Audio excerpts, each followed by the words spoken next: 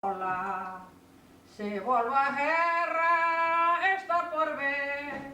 Se volva a guerra, é primeiro millor morrer. Digo mal. Sí. E tamén esta. Cara al sol con la camisa nueva que tú bordaste en rojo ayer.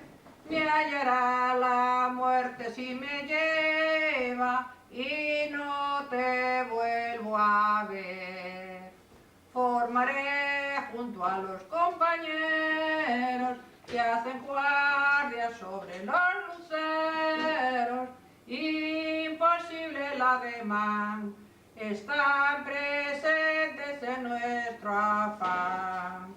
Si te dicen que caí, me fui al puesto que tengo allí. Volverán banderas victoriosas al paso alegre de la paz. Traerán prendidas 5 rosas las flechas de mi haz. Era un matrimonio novo que quería que ele tiña que marchar para a guerra, o marido. E ele marchou, ela chamava-se Isabel, e ele marchou para a guerra e ascendeu, era teniente coronel. Pasaron 7 anos e ela non recibía noticias dele. Entón empeza así: coronelas, coronelas, a la puerta de un cuartel. Vengo a ver si puedo mirar al teniente coronel.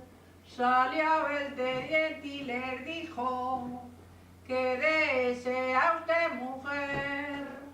Venga en busca de mi marido por ver si lo puedo ver. Si usted me diera las señas, yo lo podré conocer. Mi marido es alto y rubio, colorado como usted. Su marido lo mataron hace un mes. Lo mataron a la infancia a la puerta de un cuartel. Mataron 30 soldados, caballeros 33. En la historia venía que yo me case con usted. Isabel dijo: eso sí que no lo hago, eso sí que no lo haré. 7 años esperando, otros 7 esperaré. Si a los 14 no viene, a monja me meteré.